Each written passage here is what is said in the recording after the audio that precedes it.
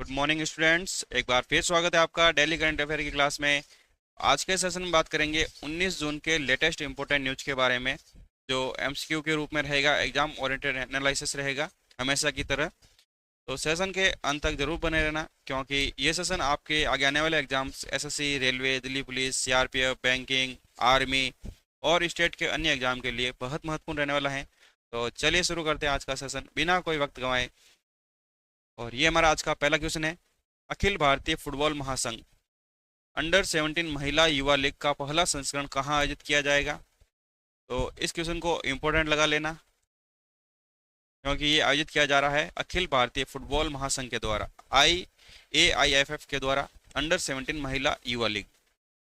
तो इसका पहला ही संस्करण आयोजित किया जा रहा है छत्तीसगढ़ राज्य के अंदर, यानी option number B. Akhil Bharatiya football महासंघ अंडर 17 महिला युवा लीग का पहला संस्करण है, जो छत्तीसगढ़ के नारायणपुर में स्थित है, RKM फुटबॉल एकेडमी। वहाँ इसका आयोजन किया जा रहा है। कब से कब तक? 18 जुलाई से लेकर 29 जुलाई तक ये प्रतियोगिता खेली जाएगी अंडर 17 महिला युवा लीग की। इसमें देश भर के कुल 16 टीमें इसमें भाग लेने वाली है, अलग अलग राज्यों से कुल 16 टीमें इसमें भाग लेगी। बात कर लेते हैं अखिल भारतीय फुटबॉल महासंघ की। तो ये एक भारत की फुटबॉल संचालन करने वाली गवर्निंग बॉडी है, अखिल भारतीय फुटबॉल महासंघ। इसका गठन हुआ था 23 जून 1937 को, और इसका मुख्यालय रहने वाला है दिल्ली के अंदर। और इसके वर्तमान अध्यक्ष हैं, बात करें तो कल्याण चौबे जी, जो पूर्व राष्ट्रीय गोलकीपर रह चुके हैं, वो वर्तमान में AIFF के अध्यक्ष हैं। और इसका मुख्यालय रहने वाला है न्यू दिल्ली के अंदर। और इसकी स्थापना या गठन के बारे में बात करें तो ये रहने वाली है 23 जून 1937 को। ठीक है, तो ये अंडर 17 है महिला युवा लीग। ये इसका पहला संस्करण है, इसलिए ये इंपॉर्टेंट रहने वाला है। तो ये छत्तीसगढ़ के नारायणपुर में स्थित है, RKM फुटबॉल एकेडमी, वहाँ इसका आयोजन किया जा रहा है। अगला सवाल है, 26वीं सीनियर एशियाई तलवारबाजी चैंपियनशिप 2026 का आयोजन कहाँ होगा? तो ये कौन से नंबर का है? तो ये रहने वाली है 26वें नंबर की सीनियर एशियाई तलवारबाजी चैंपियनशिप। इसका आयोजन किया जा रहा है न्यू दिल्ली के अंदर, ऑप्शन नंबर बी। ये 26वीं सीनियर एशियाई तलवारबाजी चैंपियनशिप है 2026 की, जिसका आयोजन न्यू दिल्ली के प्रगति मैदान में स्थित है, भारत मंडपम, वहाँ इसका आयोजन किया जा रहा है। और भारत पहली बार इस प्रतिष्ठित महाद्वीपीय तलवारबाजी प्रतियोगिता की मेजबानी कर रहा है, यानी भारत पहली बार इसकी मेजबानी कर रहा है। तो बात कर रहे थे चैंपियनशिप की, जो यानी आज 19 जून से शुरू होगा और 24 जून तक चलेगा। ठीक है, इसमें और एशिया और ओशियानी क्षेत्र से लगभग 30 से अधिक देशों के लगभग 40 शीर्ष एथलीट भाग लेने वाले हैं, यानी 30 से अधिक देशों के लगभग 400 से अधिक एथलीट इसमें भाग लेने वाले हैं इस प्रतियोगिता में। 26वीं सीनियर एशियाई तलवारबाजी चैंपियनशिप जो न्यू दिल्ली में होने वाली है। और बात करें भारतीय टीम का नेतृत्व कौन करने वाले हैं, तो भारत की तलवारबाजी है CA भवानी देवी, ये इसका नेतृत्व करेंगी, जो प्रसिद्ध ओलंपिक तलवारबाज हैं, जिसमें 24 सदस्यीय टीम रहेगी। ठीक है, बात कर लेते हैं इसके महत्व के बारे में। तो ये टूर्नामेंट एशियाई खेल 2026 के लिए सीधे ही क्वालिफाई के रूप में कार्य करेगा। साथ ही लॉस एंजलिस में होने वाले ओलंपिक है 2028 के, वहाँ पर रैंकिंग अंक भी प्रदान करेगा। ठीक है, इसीलिए इसका आयोजन किया जा रहा है 26वीं सीनियर एशियाई तलवारबाजी चैंपियनशिप का, जो भारत के न्यू दिल्ली शहर में आयोजित हो रहा है पहली बार। ठीक है, और भारतीय टीम का नेतृत्व कौन करेगी? तो इसकी कप्तान है CS भवानी देवी। ठीक है, तो इसको भी याद रखना। अगला सवाल है, इंटरनेशनल इंस्टीट्यूशनल रैंकिंग फ्रेमवर्क। ठीक है, क्या है?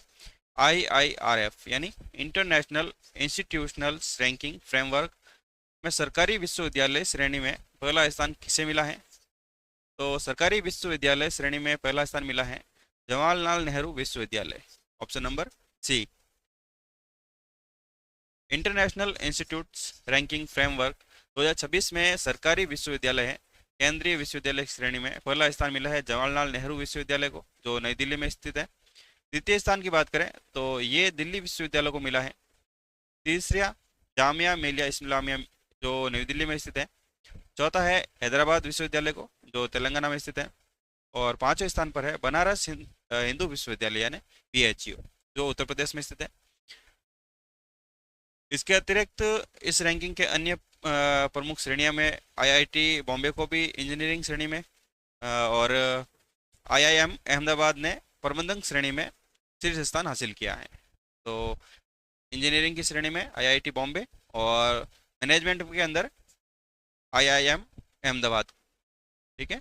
और केंद्रीय विश्वविद्यालय की श्रेणी में जवाहरलाल नेहरू विश्वविद्यालय जो नई दिल्ली में स्थित है, उसको इंटरनेशनल इंस्टीट्यूट रैंकिंग फ्रेमवर्क 2026 में पहला स्थान मिला है। तो याद रखना बहुत इंपॉर्टेंट है, कहीं ना कहीं आपको इस क्लास से एक या दो सवाल देखने को पक्का मिलेंगे।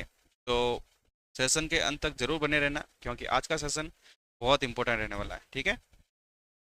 अगला सवाल है, पिच ब्लैक 2026 सैन्य अभ्यास किस देश में आयोजित किया जाएगा? तो कौन सा सैन्य अभ्यास है? यह है पिंच ब्लैक 2026 का। तो ये सैन्य अभ्यास आयोजित किया जा रहा है ऑस्ट्रेलिया के द्वारा। ऑप्शन नंबर सी।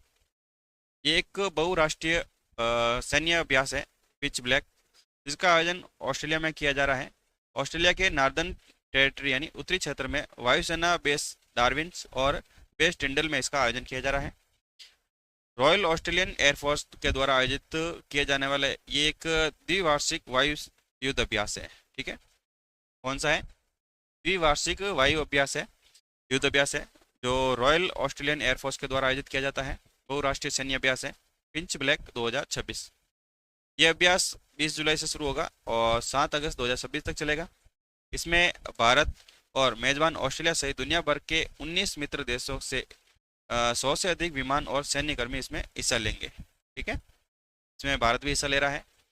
बात करें भारतीय वायुसेना के इस बड़े अंतर्राष्ट्रीय अभ्यास के बारे में, तो अपने उन्नत लड़ाकू विमान जैसे राफेल के साथ शामिल होकर जटिल हवाई युद्ध रणनीतियों और अंतर संचालनीय का अभ्यास करेगी इसके अंदर। तो मुख्य रूप से कौन सा लड़ाकू विमान शामिल होने वाला है इसमें? तो यह है भारत का राफेल, ठीक है।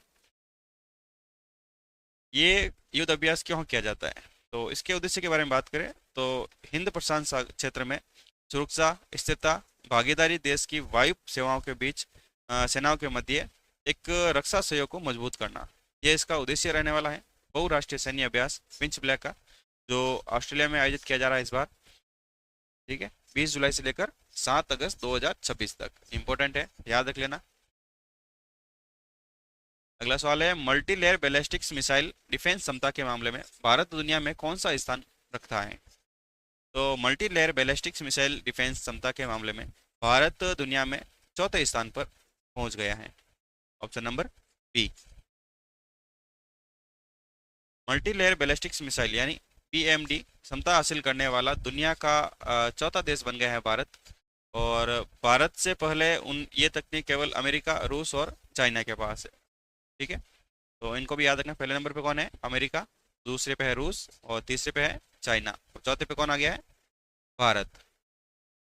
रक्षा मंत्रालय के अनुसार बहुउद्देशीय प्रणाली अंतर महाद्वीपीय बैलिस्टिक्स मिसाइल्स को भी ट्रैक कर हवा में ही नष्ट कर सकती है ये multi layer ballistics missile defence, ठीक है।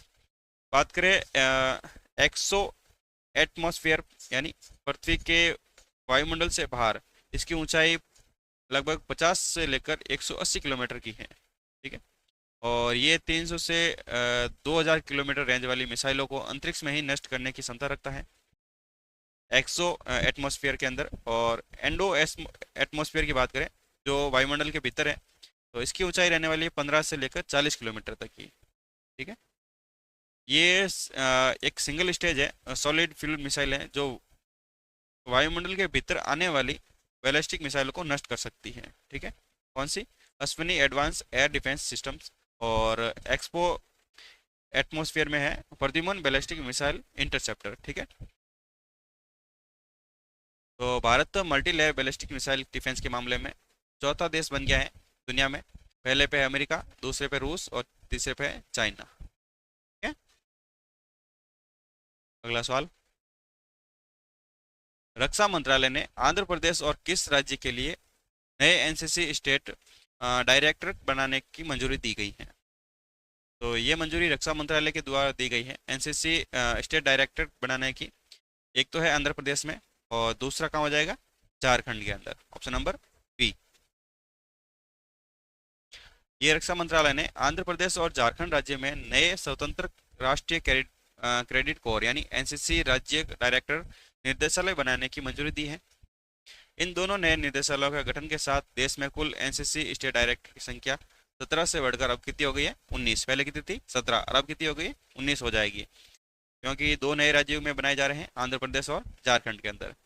बात करें इसके मुख्य उद्देश्य की, तो इसका उद्देश्य है प्रशासनिक ढांचे को मजबूत करना, बेहतर पर्यवेक्षण प्रदान करना और दोनों राज्यों के युवाओं को सैन्य परीक्षण और साहसिक गतिविधियों जैसे पैरासेलिंग, ट्रैकिंग, पर्वतारोहण से अधिक अवसर प्रदान करना। ठीक है, ये इसका मुख्य लक्ष्य रखा गया है एनसीसी स्टेट डायरेक्टर बनाने का, कि वहाँ के इन दोनों राज्यों के जो भी बच्चे होते हैं ना, उनको पैरासेलिंग्स, ट्रेडिंग और पर्वतारोहण में अधिक अवसर प्रदान किया जा सके। बात करें एनसीसी की, तो इसकी स्थापना हुई थी 1948 में, और अभी हाल ही में इनके डायरेक्टर जनरल हैं लेफ्टिनेंट जनरल वीरेंद्र वत्स। ये इनको याद रखना, पूछा जा सकता है, क्योंकि अभी हाल ही खबरों में है।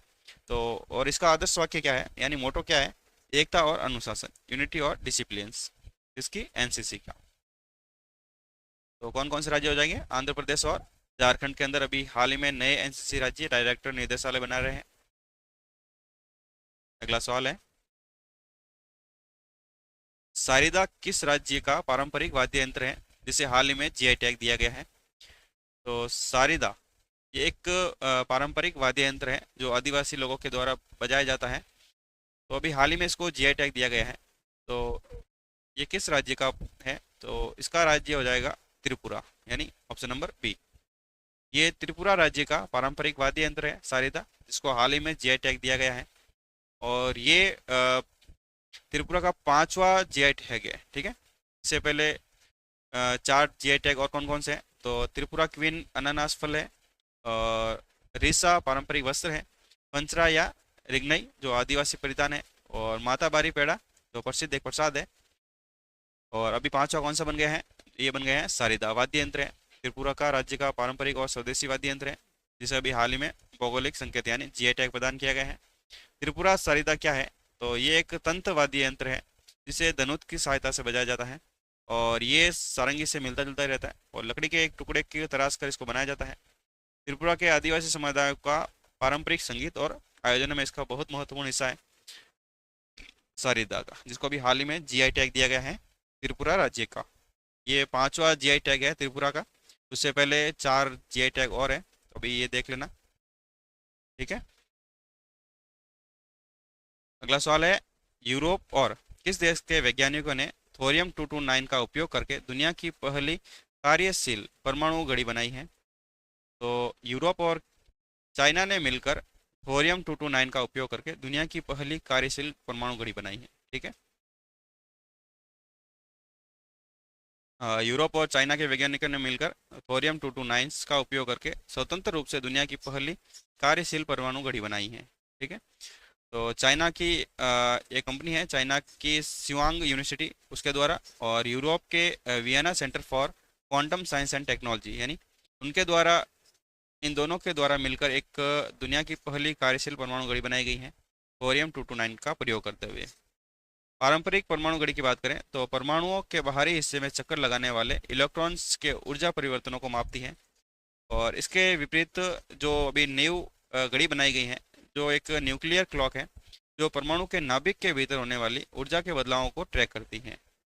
ठीक है, बात करें थोरियम 229, तो थोरियम ये एक दुर्लभ आइसोटोप है, इसको इसलिए चुना गया है क्योंकि इसके नाभिक के में बेहद कम ऊर्जा वाली उत्तेजित अवस्था होती है। ठीक है, और जिससे विशेष पराबैंगनी रेजित तरंगों को नियंत्रित किया जा सकता है, इसीलिए इसको परमाणु घड़ी बनाने में इसका उपयोग किया गया है थोरियम 229 का, इसके द्वारा यूरोप और चीन के वैज्ञानिकों द्वारा।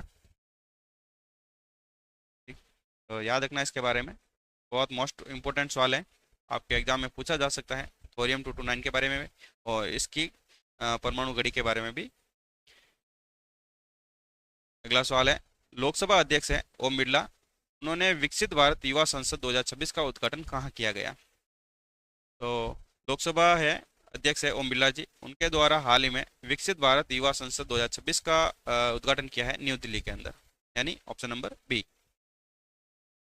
लोकसभा अध्यक्ष है ओम बिरला, उन्होंने अभी हाल ही में विकसित भारत युवा संसद 2026 का उद्घाटन किया है। नई दिल्ली में स्थित है संविधान सदन, ठीक है।